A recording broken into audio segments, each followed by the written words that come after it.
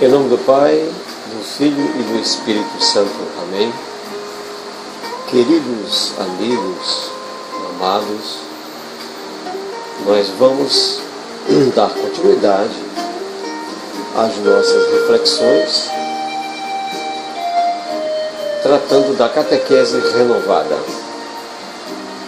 Vamos continuar a palestra de ontem, onde nós trabalhamos o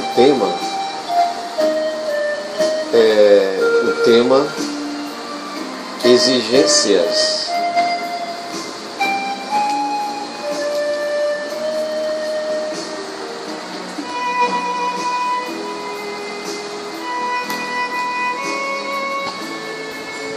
O nosso tema, ainda se referindo à catequese renovada, nós tratamos do tema das exigências para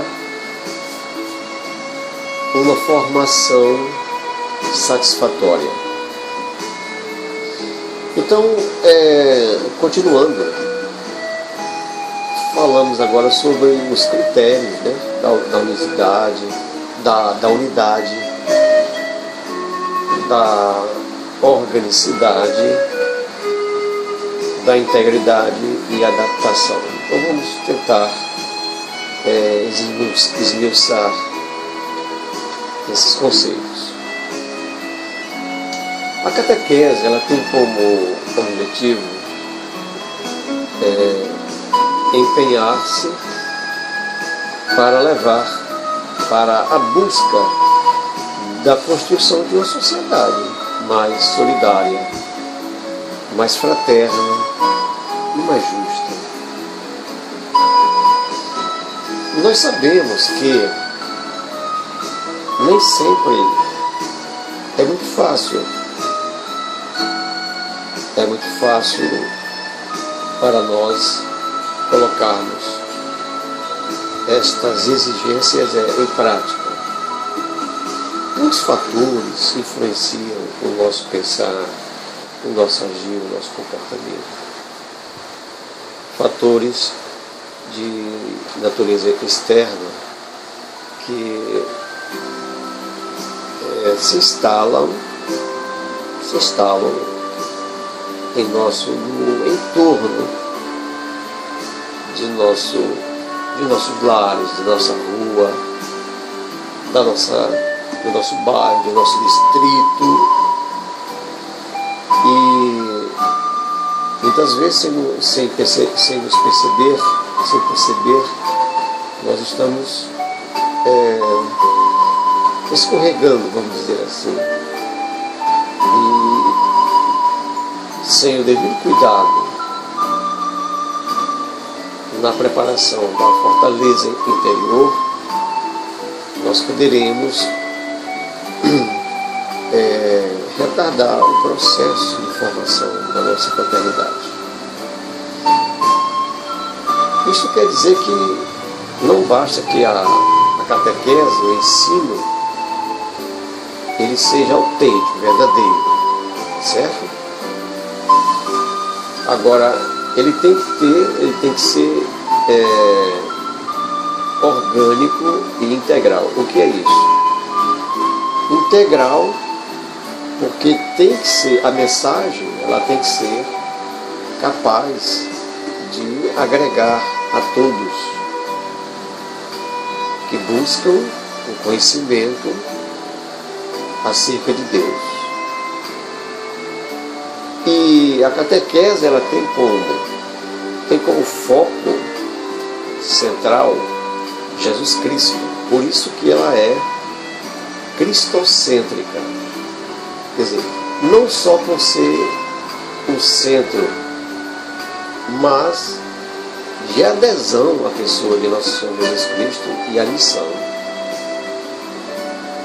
Porque Jesus Cristo foi um missionário por excelência.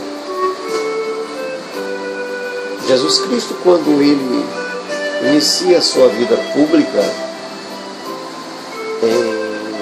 em Nazaré da Galileia, Jesus Cristo, como um bom judeu, cumpridor das suas obrigações, Jesus, ele, o Filho de Deus, já anunciado pelos profetas lá no Antigo Testamento, ele veio exatamente para renovar as mentalidades. Encontrou dificuldades, encontrou rejeição, encontrou adversários que não admitiam. E muito mais do que isso, apesar dos sinais prodigiosos de nosso Senhor Jesus Cristo, os milagres operados por nosso Senhor Jesus Cristo, aqueles adversários que o rejeitavam, os fariseus, homens de coração duro, habituados ao cumprimento estrito da lei, não admitiam. Mas a missão do Senhor estava determinada pelo Pai, e ele não podia recuar. Então, não basta sabermos que Jesus Cristo é o certo, mas temos que aderir à sua pessoa e à sua missão. Então, a palavra cristão, ela só veio se tornar conhecida muito tempo depois, já no tempo dos apóstolos, em Antioquia, quando pela primeira vez, salvo engano, São Paulo se dirigia aos Gálatas, ou aos Efésios, utilizou-se essa expressão cristãos. Então, todo cristão tem direito de receber a palavra de Deus sem mutilação. Então, a catequese, ela não pode ser disseminada, não pode ser explicada tomando como base as minhas opiniões. A maneira como eu penso, a maneira como eu acho, não. A catequese, ela tem que ser buscada na fonte da Sagrada Escritura. Então, a falta de integridade no anúncio da palavra esvazia a própria catequese. E, consequentemente, a igreja esfria porque quando a verdade é distorcida, a distorção, ela chega aos nossos sentidos, ao nosso interior, através da audição, mas pelo fato de ela chegar distorcida, ela já provoca uma frieza, ela provoca, vamos dizer assim, uma descrença. E isso não é bom. Além disso, é preciso a gente levar em conta as condições da história, a cultura, para catequizar de maneira eficiente. Também a linguagem deve ser adequada aos tempos de hoje. Então, a catequese, a linguagem, aquele que vai catequizar, que vai ensinar, ele tem que ter cuidado, ele tem que preparar-se antes, né? Ele tem que mergulhar um pouco na Escritura Sagrada, para que ele possa, então, sob a luz do Espírito Santo de Deus, ele repassar aos catequizandos a verdade. Não uma verdade, mas a verdade. Então, a catequese, ela tem dimensões. catequese, ela tem a dimensão cristológica, eclesiológica e escatológica. Vamos tentar entender. Então, ela tem uma dimensão cristológica porque ela tem como base, como centro, a nosso Senhor Jesus Cristo. Então, tudo que se diz e tudo que se pretende repassar aos catequizandos no ensino da catequese tem que ser feito, tem que ser realizado, tem que ser realizada tendo como base a lógica na pessoa de nosso Senhor Jesus Cristo. E tem que ter também uma dimensão eclesiológica, porque ela se faz no ambiente da igreja. No ambiente da igreja, para então a igreja adquirir solidez, a igreja agregar os seguidores de nosso Senhor Jesus Cristo e, com isso, fermentar a massa ávida e desejosa de conhecer mais o Salvador Jesus Cristo. Então, no aspecto, na dimensão eclesiológica, há o aspecto comunitário, o vocacional, o aspecto missionário e o ecumênico. Vamos tentar explicar melhor. Então, comunitário, porque a catequese ela tem que ser realizada num ambiente comunitário. Ou seja, tem que existir pessoas, crianças, adolescentes, adultos, e tem que ter, e deve existir o aspecto vocacional, ou seja, o chamamento. Aí o catequista, inspirado pelo Espírito Santo de Deus, ele vai criando, vai construindo toda uma forma de atrair, de chamar, aspecto vocacional. E missionário porque ele tem que se lançar à frente. Missionário porque ele tem que ir buscar os ambientes onde aquela palavra, a palavra de Deus ainda não foi divulgada. Tem o aspecto missionário. E o aspecto ecumênico é importante, porque nós temos que ter como fundamento básico da nossa catequese, do nosso ensino catequético, a misericórdia, o amor, a tolerância religiosa. Então, ser ecumênico não é abrir mão dos nossos princípios, da nossa religião, da nossa doutrina religiosa. Absolutamente.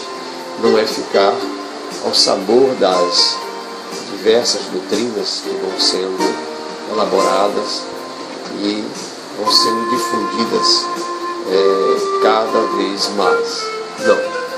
Então, ser ecumênico é ter paciência em prestar os seus ouvidos para ouvir, muitas vezes até ataques, muitas vezes até incompreensões, agressões também. E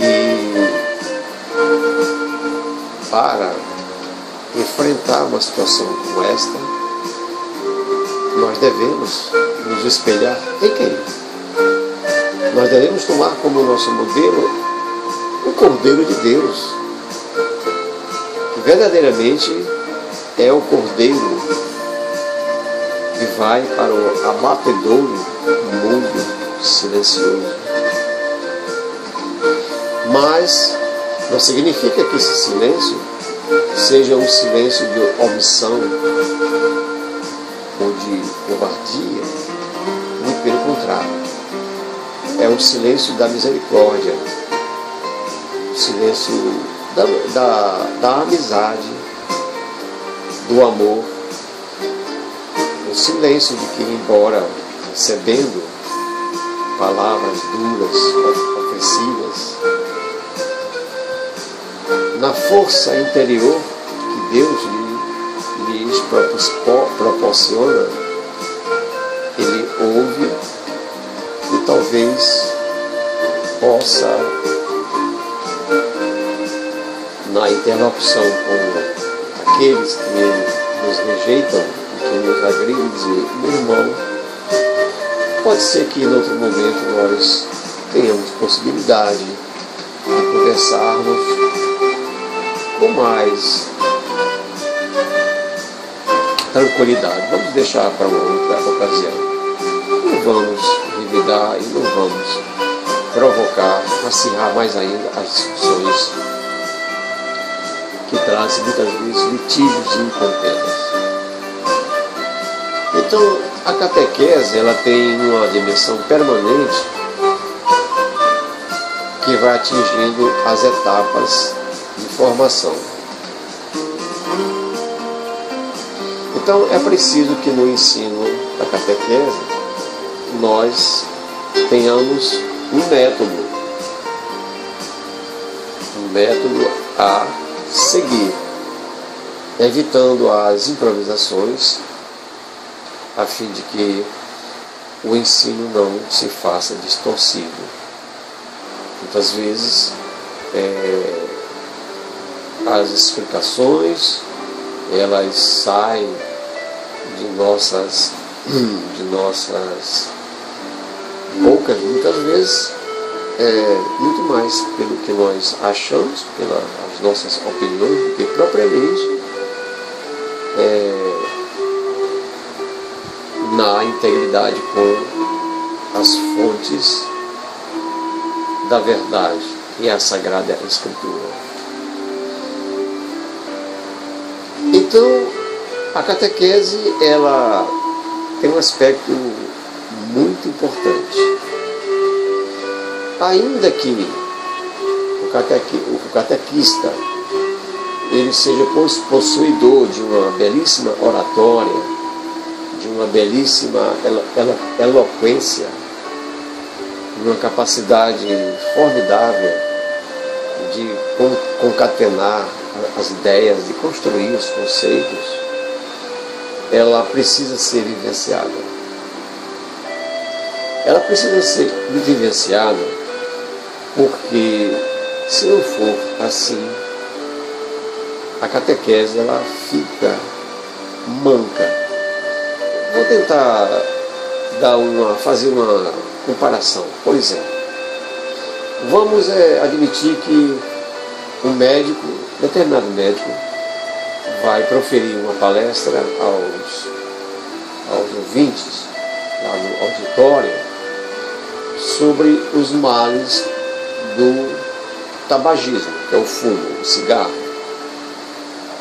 Então, o médico, com seus conhecimentos técnicos, científicos, faz uma belíssima exposição, detalhando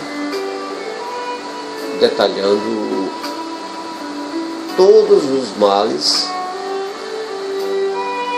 por onde começa, o que ele provoca e as consequências finais do hábito do uso do fumo, do cigarro. Muito bem. E tão logo ele termina a palestra, ele simplesmente leva a mão ao bolso e tira o cigarro da sua carteira, acende e dá aquela belíssima pitada, né? Quer dizer, a gente percebe que é uma incoerência muito grande. Aquele que falava com autoridade, o médico, sobre os males do fumo, mas ele fuma.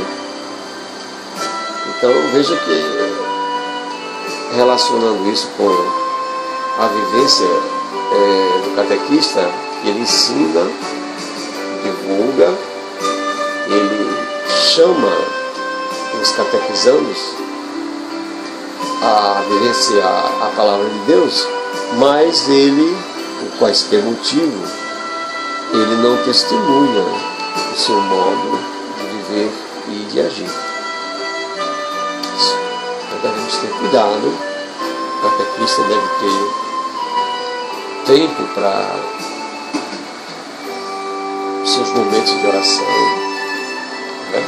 A fim de que ele adquira uma formação não apenas, digamos assim, acadêmica, mas adquira sobretudo o saber, a sabedoria que vem do alto, para, desta forma, ele tornar-se apto a vivenciar na íntegra aquilo que ele ensina.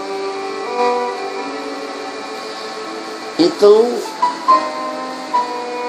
a integração da fé e da vida é que pode nos levar a uma verdadeira libertação.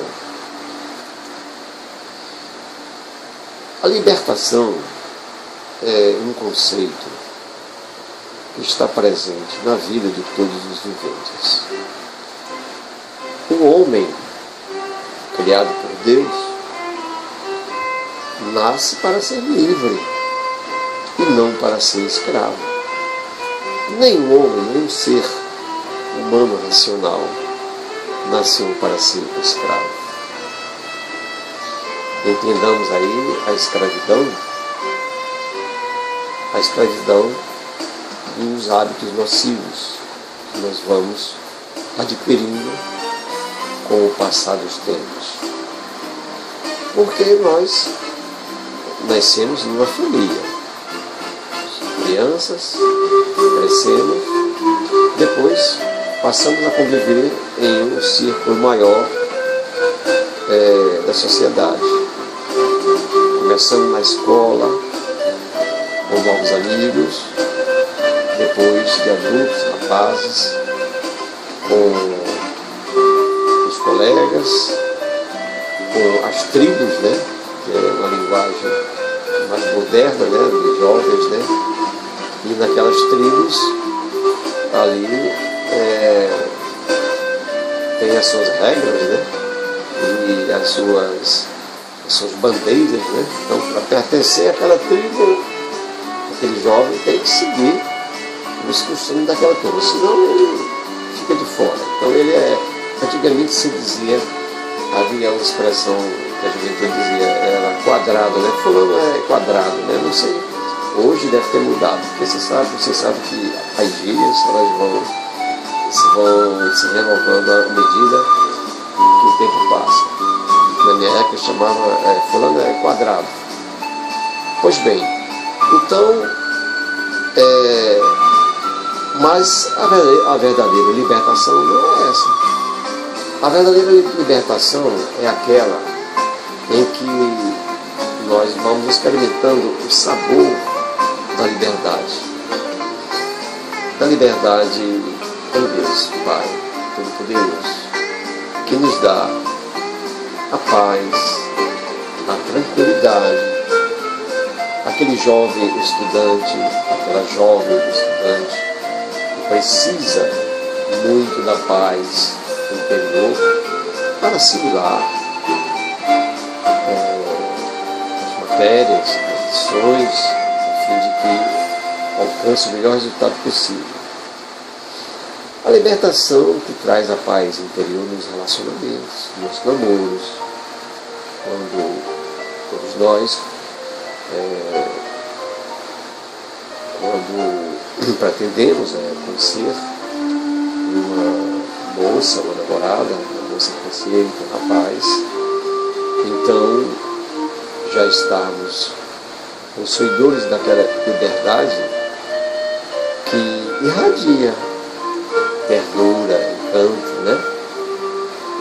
E E essa liberdade encantadora é que vai fomentar, vai sedimentar a felicidade. Então é muito importante compreender o sentido desta verdadeira liberdade. A catequese também não deve cair no formalismo, ou seja, o formalismo é aquela estreita observância da forma, né? Então, seguir rigidamente a forma como está contida, e que poderá nos levar ao desequilíbrio, poderá levar ao desequilíbrio entre a vivência e a doutrina. A doutrina é o ensinamento. Então a verdadeira catequese é sempre inicial. Ela é ordenada e ela é sistemática da revelação de Deus. Sistemática porque ela, sendo ordenada, ela possui um corpo de doutrina que deve ser buscada por todos nós. Entender, compreender e se atualizar nas doutrinas da igreja. A mãe igreja, ela é a guardiã dos tesouros permanentes da fé. Permanente, porém adaptável aos tempos, ao contexto, né, histórico, social, das gerações. Assim, amados, vamos dar uma pausa por aqui e depois nós vamos falar sobre os lugares da catequese. Vamos entender então o que significa o lugar da catequese ou os lugares da catequese. Até uma outra oportunidade. Paz e bem. Nos encontraremos logo mais.